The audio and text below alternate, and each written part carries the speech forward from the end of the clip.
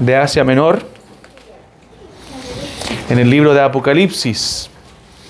Iglesias que dijimos que nos representan a nosotros también, que podemos sacar enseñanzas del mensaje que el Señor le dio a estas iglesias y examinarnos nosotros también para saber cómo estamos como iglesia del Señor. Hemos visto que Cristo tiene un alto interés por su iglesia. Dijimos que si yo le escribo una carta a la iglesia de Quillón diciendo esta es mi apreciación acerca de ustedes, esa apreciación puede ser errada, puedo equivocarme porque no puedo ver los corazones, no conozco a todos en profundidad, entonces puedo equivocarme en la apreciación que yo puedo tener de la iglesia. Pero cuando Cristo escribe a su iglesia, Él no se equivoca, porque Él conoce todo acerca de nosotros, aún lo más profundo de nuestro corazón. Él sabe qué nos pasa, Él sabe qué estamos pensando, Él sabe todo acerca de nosotros. Por lo tanto, cuando Él nos escribe, Él escribe de manera infalible, no falla, porque Él es el Dios omnisciente, Él todo lo conoce, Él todo lo sabe. Dice la palabra en el Salmo 139, que aún no está la palabra en nuestra boca y ya el Señor la sabe toda. No está la palabra en nuestra lengua y el Señor ya la conoce. Entonces vimos en el primer sermón la iglesia de Éfeso y la falta de amor profundo por el Señor. Habían perdido su primer amor. La iglesia de Esmirna, la segunda, se caracterizó por su tribulación, por su dolor, porque estaban sufriendo. Era una iglesia fiel, de las dos por lo menos que el Señor no les dice prácticamente nada negativo. Una es la iglesia de Esmirna y la otra es la iglesia de Filadelfia, que la veremos más adelante. Pero estaban sufriendo, estaban teniendo dolor, persecución, estaban en un lugar donde estaban siendo muy perseguidos. Y hoy veremos la iglesia de Pérgamo y la permisividad a la falsa doctrina. Ellos estaban tolerando falsas doctrinas.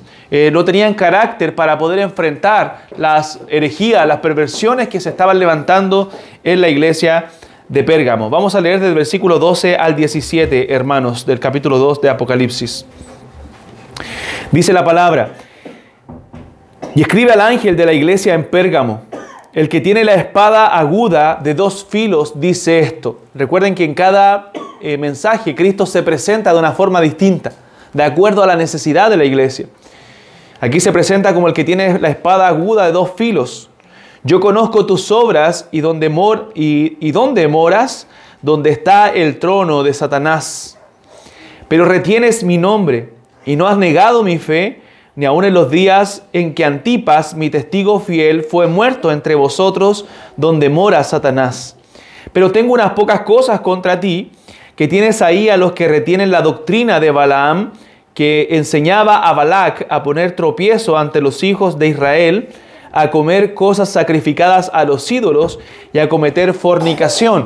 Eso usted lo puede ver en la Biblia en Números capítulo 25 y Números capítulo 31, que se menciona lo que hizo Balaam, este profeta falso, este profeta malo.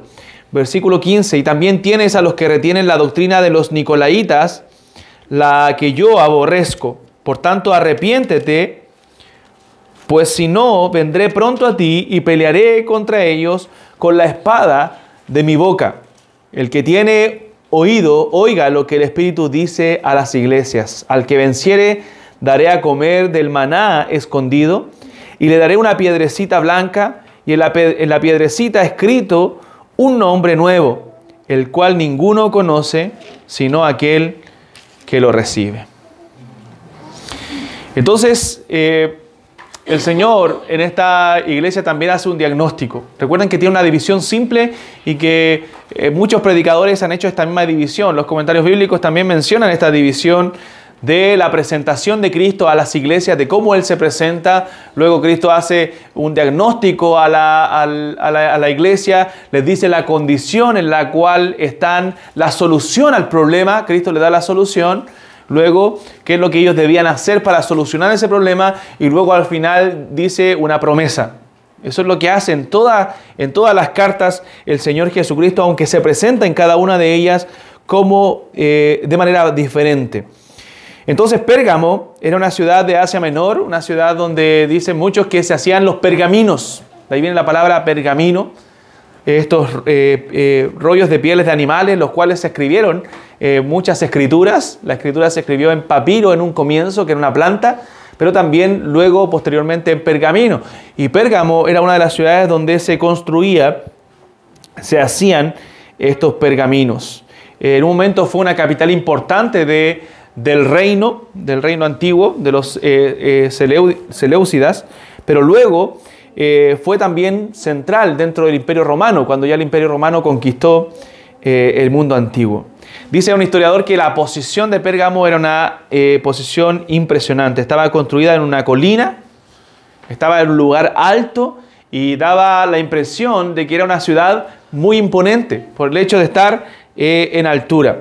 Entonces era una ciudad turística, una ciudad que muchos visitaban, una ciudad realmente tremenda, pero no solamente en el buen sentido, en el sentido turístico de impresión, sino también era la maldad que había ahí, era tremenda también. Porque el Señor dice ahí, ustedes están donde moran, donde está esta iglesia, es donde está el trono de Satanás. Ahí están morando. O sea, en un lugar muy, muy complicado. Quizás esta ciudad no tuvo la grandeza comercial de Éfeso, que era de las ciudades más importantes de Asia Menor. Era un puerto, pero esta ciudad estaba en una colina, pero sí en términos culturales era muy importante. Tenía una biblioteca, que era quizás la segunda biblioteca más importante de aquellos tiempos. Tenía muchos rollos ahí de pergamino. Dicen que 200.000 rollos de pergamino. Solamente lo superaba la biblioteca de Alejandría. Entonces era un centro cultural bastante importante. Era un lugar muy importante y era un lugar, como todo el mundo antiguo, como todo Asia Menor, un lugar muy religioso. Adoraban a muchos dioses. Vemos que en Éfeso, ¿cierto?, estaba una de las 7 maravillas del mundo antiguo, que era el templo a la diosa Diana de los Efesios. Y ahí era un lugar de mucha idolatría. Pero aquí en este lugar tenían otros templos como a Zeus, a Esculapio, ¿cierto?, y otros dioses falsos. Recuerden que este último dios, Esculapio, era el dios conocido, el dios mitológico de la medicina. Entonces, hermanos, era un lugar donde estaba el gobierno imperial ahí dominando, por eso es denominado el trono de Satanás. Podríamos decir como en nuestro país tenemos en Valparaíso el Senado, ¿cierto? Acá había un lugar importante también dentro de la política, del gobierno. Por eso era denominado el trono de Satanás. Entonces eso en cuanto a Pérgamo, para que nosotros podamos identificar la ciudad, el lugar al cual se le está escribiendo, al cual el Señor le está dando el diagnóstico, al cual el Señor le está dando un mensaje. Entonces en el verso 12 dice el Señor: y escribe al ángel de la iglesia en Pérgamo, el que tiene la espada aguda de 2 filos. La Biblia nos señala en el libro de Romanos que el que tiene la espada es aquel que tiene autoridad. Cuando habla de las autoridades superiores, nos dice que no en vano lleva la espada. Entonces, cuando el Señor se está identificando con el que tiene la espada, está diciendo: yo soy el que tengo autoridad. O sea, es algo alentador para nosotros como iglesia, para la iglesia de Pérgamo, porque Cristo se presenta como aquel que tiene esa autoridad. Y la autoridad basada en su palabra. La Escritura también le llama en Efesios a la palabra de Dios la espada de 2 filos. Por lo tanto, la autoridad de Cristo está en su palabra. Cuando Él habla, sus palabras tienen autoridad. Es por eso que nosotros los cristianos valoramos tanto la palabra de Dios. Porque sabemos que esta palabra tiene autoridad, que esta palabra tiene poder. Por lo tanto, la iglesia debe obedecer la palabra de Dios. La iglesia debe hacer la voluntad de Dios, debe seguir las palabras de Cristo. Pero esta iglesia no estaba siguiendo al pie de la letra las palabras de Cristo, estaba permitiendo el pecado dentro de la misma iglesia, y el Señor iba a usar esta espada para ejercer su autoridad. Porque Cristo tiene autoridad sobre nosotros, hermanos. Tanto es el poder de Dios que si Él quisiera destruirnos, lo podría hacer en menos de un segundo. Porque Él es poderoso, es todopoderoso. Entonces el Señor se presenta de acuerdo a la necesidad de la iglesia. Recuerden que a la iglesia de Éfeso le dice, yo soy el que anda en medio de la iglesia, él conoce, lo maneja todo, yo conozco sus obras, yo soy el que está en medio de esas iglesias. A la iglesia de Mirna se le presenta como el que está muerto y vivió, porque ellos estaban pasando persecución. O sea, no teman si van a morir, sean fieles hasta la muerte. O sea, es más importante, el Señor le dice, la fidelidad que la muerte misma. Sigan siendo fieles, porque yo soy el que estuve muerto y vivió, y ustedes vivirán también. Y a Pérgamo se presenta como el que tiene la espada aguda de 2 filos. O sea, si necesita cortar a alguien dentro de la misma iglesia, él lo va a hacer, porque él tiene esa autoridad. Y hay algunos que quizás, dice, dentro de la iglesia están permitiendo el pecado y van a ser cortados. Van a ver la autoridad de Cristo. Van a recibir esa autoridad. Entonces en el verso 13 le dice, yo conozco tus obras. Recordemos, hermanos, que el Señor nos conoce. El Señor conoce todo de nosotros. Y dice, ¿y dónde moras? Yo sé dónde estás. Yo sé lo que estás padeciendo. Yo sé lo que tú estás sufriendo. Lo perseguido que estás siendo. Le dice el Señor, yo sé dónde moras. Dónde está el trono de Satanás.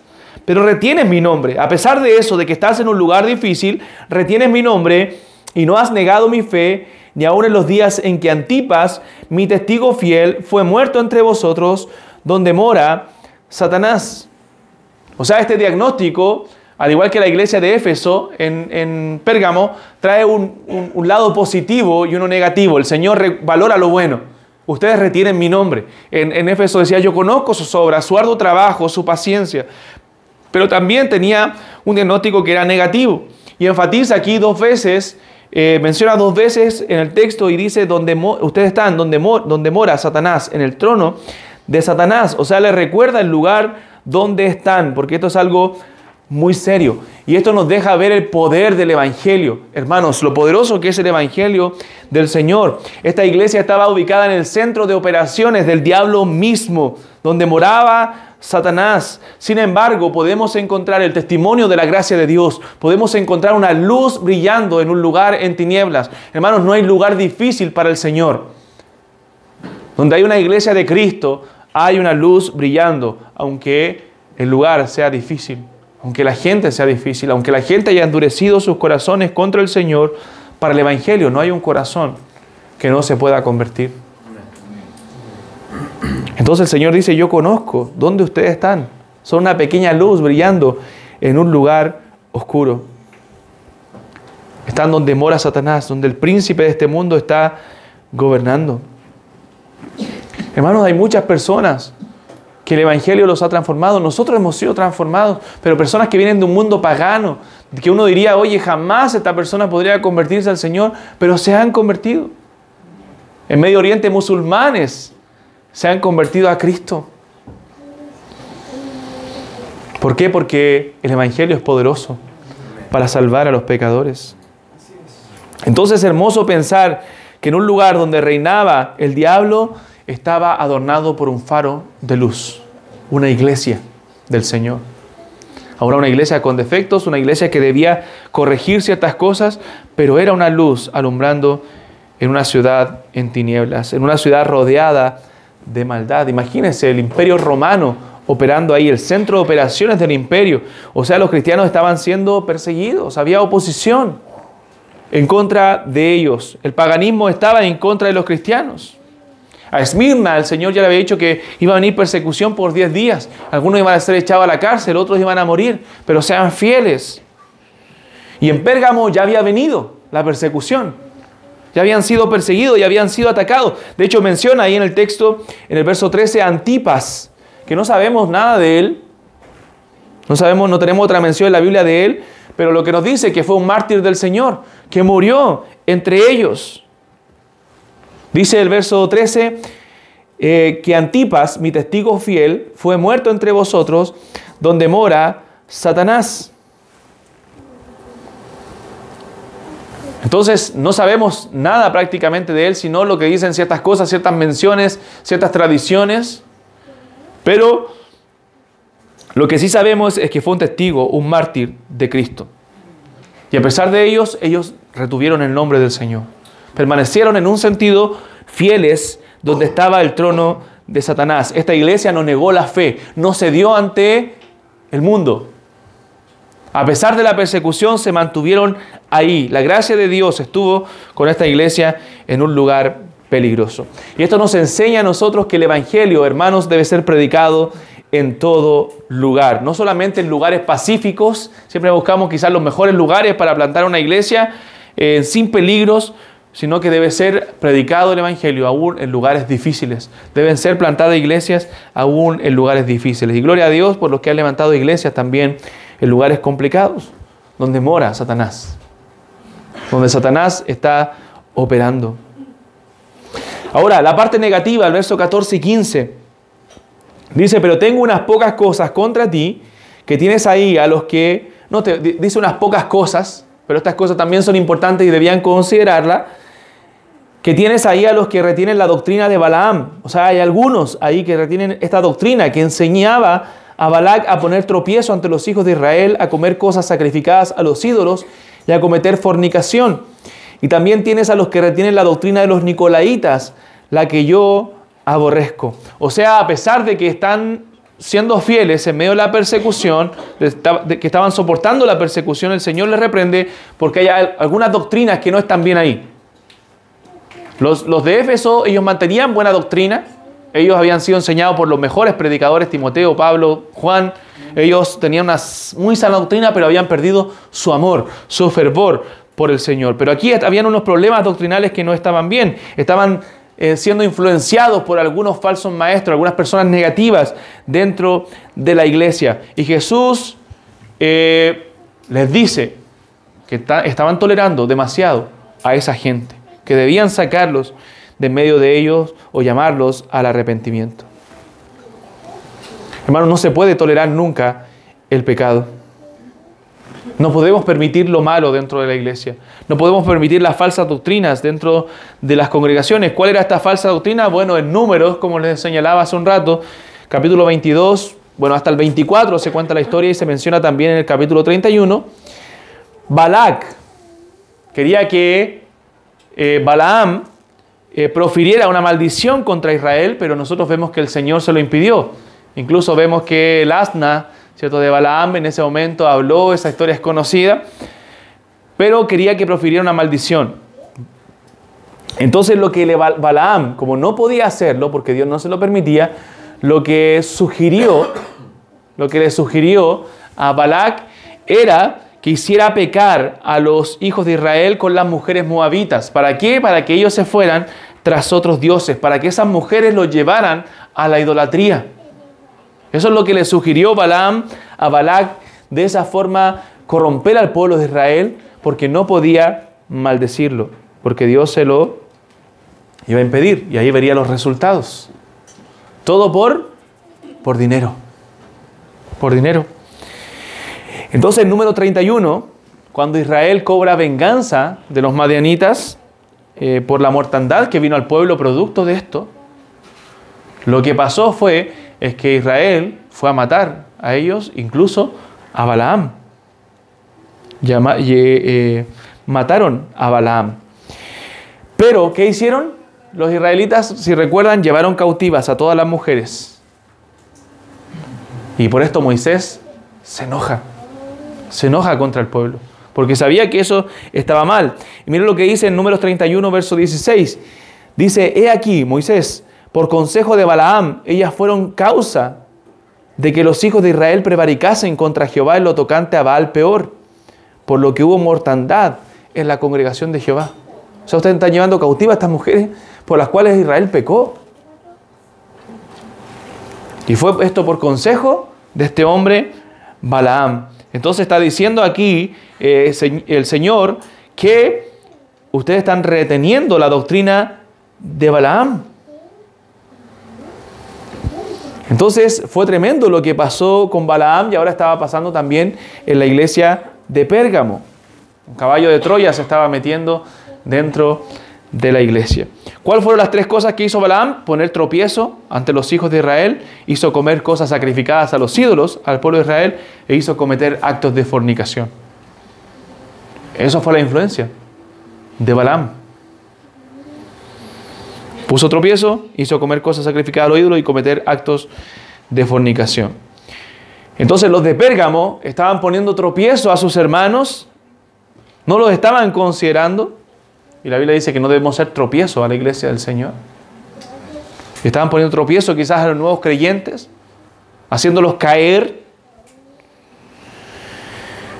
Y la Biblia del Señor mismo dijo, hay de los que hacen tropezar a los hermanos, de los que hacen caer a un hermano. Pablo decía, si aún la comida, lo que yo como, la carne, hace tropezar a mi hermano, entonces no comeré carne jamás. Entonces esto era grave para el Señor. Y le dice, estos hombres están siguiendo la doctrina de Balaam.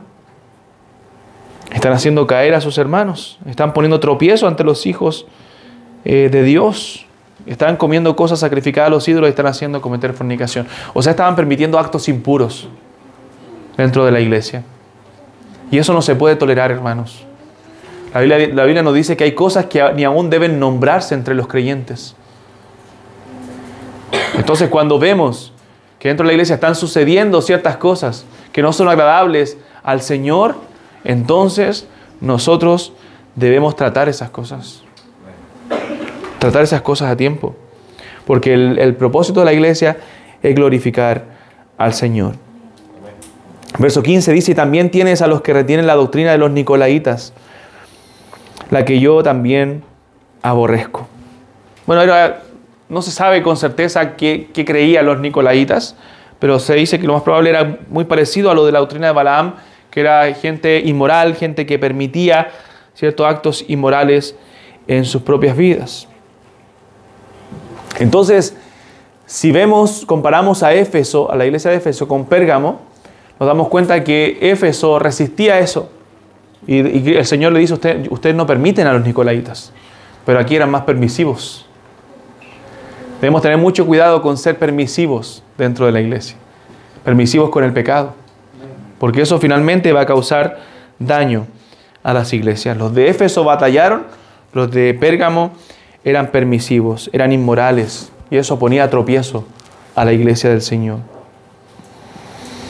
Entonces usaban la libertad cristiana los nicolaitas para permitir cosas que al Señor no le agradan. Y estos hombres estaban adoctrinando a otros, estaban enseñando a otros y finalmente los estaban haciendo caer a muchos de ellos. Hermanos, nosotros somos llamados a apartarnos del mundo, no a vivir como el mundo. Y la iglesia de Pérgamo, en algunos sentidos, estaba viviendo como el mundo, estaba practicando las cosas del mundo. No, nosotros somos diferentes al mundo porque hemos sido transformados. Permanecemos en este mundo, pero no somos de este mundo, ni vivimos como ellos, porque el Señor nos cambió, el Señor nos transformó, el Señor nos dio una nueva vida, un nuevo corazón. Y aunque vivamos en el mismo trono de Satanás, como estos creyentes, nosotros debemos marcar la diferencia. No nos podemos contaminar por la doctrina de Balaam, no podemos contaminarnos con los nicolaitas, no podemos contaminarnos con las suciedades de este mundo, con los pecados de este mundo, ni hacer lo que el mundo hace. Se puede ser santos en este mundo. ¿Por qué? Porque el Señor lo ha dicho. Y no solamente lo ha dicho, nos ha mandado a ser santos, porque Él es santo. Entonces el Señor los alaba por una parte. Recuerden que el Señor no es injusto para olvidar lo que hemos hecho. Él los alaba por una parte, le dice, ustedes han retenido mi nombre en este lugar, pero también los reprende por adaptarse al mundo, porque era algo muy grave. Se habían adaptado al mundo y al pecado. Nosotros estamos en un lugar difícil también. Estamos en un país que tiene ideas o ha adoptado ideas que van en contra de la palabra de Dios, pero debemos mantenernos firmes en nuestras convicciones. Por ejemplo, el mundo nos quiere convencer que el homosexualismo es natural, que la comunidad LGTBI debe ser aceptada, que el aborto es un derecho, que convivir es algo natural. Y no es así, hermanos. La Biblia lo condena. La Biblia no lo permite. Hoy hay iglesias que aprueban el feminismo. Iglesias que aceptan a la comunidad LGTBI. Y no estoy diciendo que no debemos amarlos y predicarles el Evangelio. Es un pecado que requiere arrepentimiento y que Cristo murió por aquellos que creen en Él y se arrepienten y se apartan de esos pecados. Pero algunos lo están permitiendo dentro de la iglesia. Están casando. Si usted ve en Estados Unidos, iglesias que se denominan protestantes están casando parejas homosexuales. Cuando no es lo que Dios enseña en su palabra. No es lo que Dios permite en su palabra. Entonces han aceptado la basura de este mundo. Han vendido la verdad. Pero ¿qué nos dice la Escritura? Compra la verdad y no la vendas. La venden con facilidad, la venden a cualquier precio.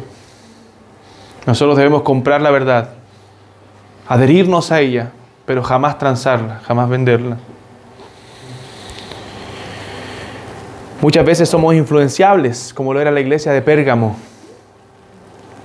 Somos influenciados en los trabajos, somos influenciados en las escuelas, en las universidades, en nuestro entorno o ambiente familiar no cristiano.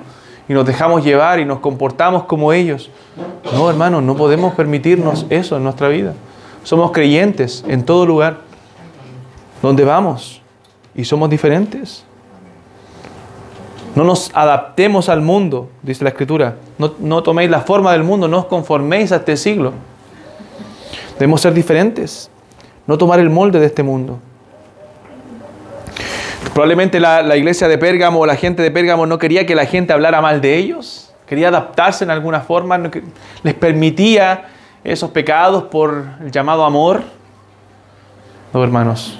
El amor verdadero corrige el pecado.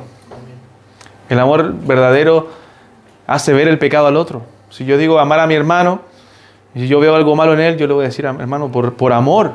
Hermano, eso no está correcto. Eso es amor verdadero. Fieles son las heridas del que ama, dice la Biblia.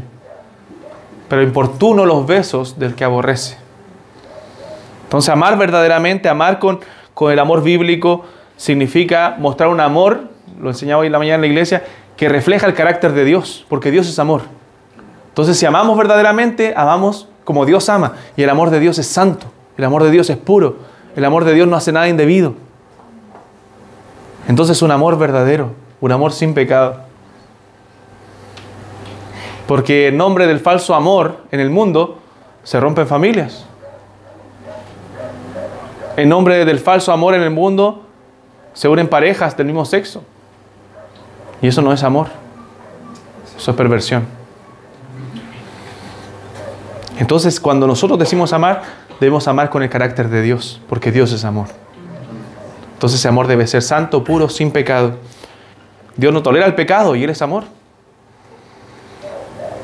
Entonces nosotros tampoco si amamos. Entonces no nos podemos adaptar al mundo, hermanos. Verso 16. ¿Cuál es la solución al problema de estos hermanos? Por tanto, ¿qué debían hacer? Arrepiéntete. Arrepiéntete. Pues si no, vendré pronto a ti y pelearé contra ellos. Recuerden cómo se había presentado el Señor con la espada de dos filos.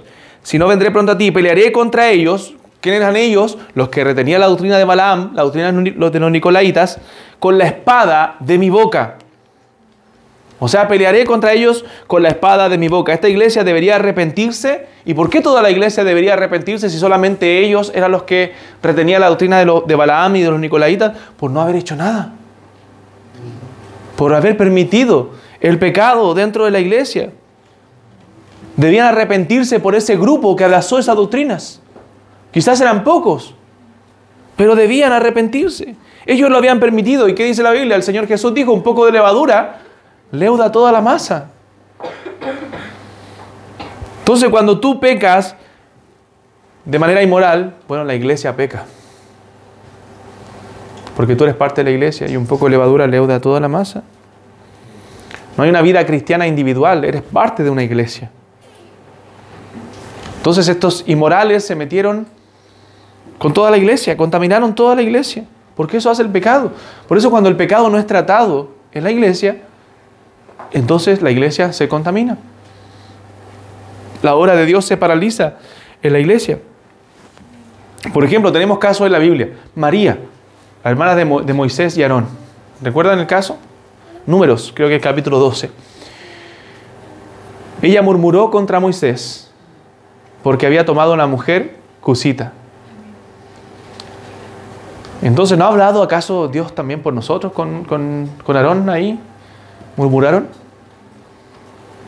Y dice que por ese pecado de murmuración, María quedó leprosa.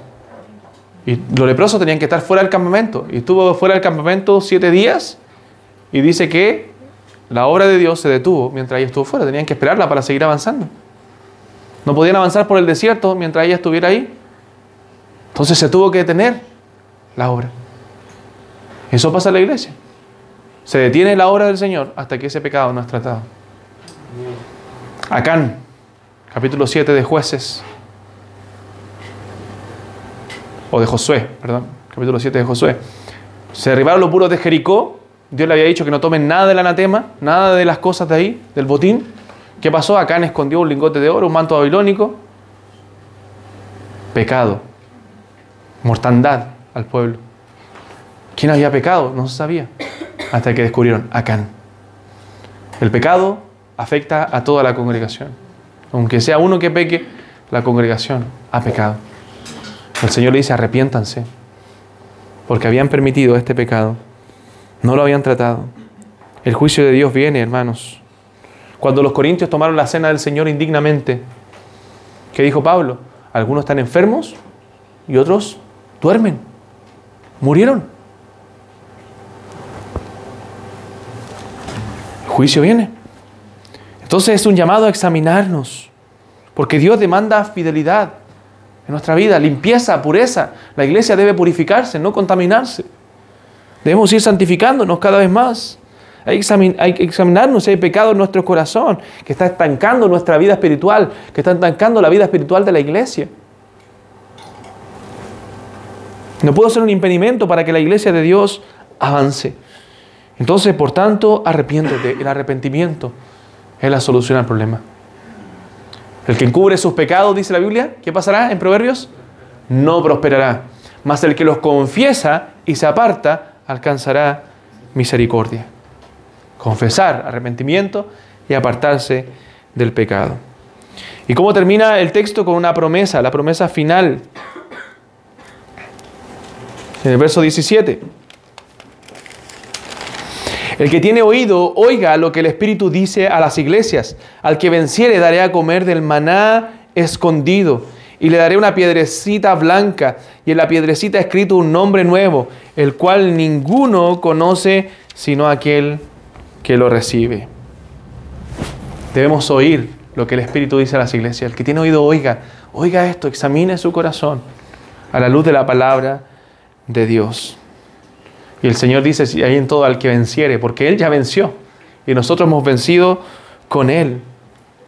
Hermanos, no sabemos mucho de este significado. Yo sé que ustedes gustaría que lo explique, o a mí me gustaría saber y explicarlo, pero la Biblia no nos dice qué significa todo esto. No podemos hablar donde la Biblia no nos dice claramente qué significa el maná escondido. Bueno, no lo sabemos. Quizás es una representación de Cristo, que es el verdadero maná. Recuerden, Él es el pan del cielo. Cuando habla en Juan del maná que descendía sobre el pueblo en el desierto, Cristo dice, bueno, yo soy ese pan del cielo que puede darles vida. Entonces, probablemente es una representación misma de Cristo, que es el alimento de nuestra alma. En cuanto a la piedrecita, tampoco sabemos, pero sabemos que el Señor se las dará a los que hemos sido justificados por la fe en Jesús, con un nombre nuevo, el cual ninguno conoce. Allá nos enteraremos cuál será ese nombre nuevo o qué significa esto, pero sí nos promete que estaremos allá en gloria con Él. Y eso nos da esperanza. En Isaías capítulo 66, verso 2 dice el Señor, entonces verán las naciones tu justicia y todos los reyes tu gloria, y te llamarán con un nombre nuevo que la boca del Señor determinará. Isaías 65 también, pero mis siervos serán llamados por otro nombre. El Señor conoce a los suyos, el Señor conoce a sus ovejas y las llama por su nombre. Él las llama por su nombre y nos dará un nombre nuevo en aquel día. Entonces, hermanos, el mundo es un sistema pecaminoso diabólico. El Señor nos rescató de ahí y debemos cuidarnos de su influencia. Estos hermanos no se habían cuidado de la influencia del mundo y estaban permitiendo el pecado en su vida. A pesar de que estaban en un lugar difícil, aunque tú estés en un ambiente hostil, no es que ninguno en mi familia es creyente.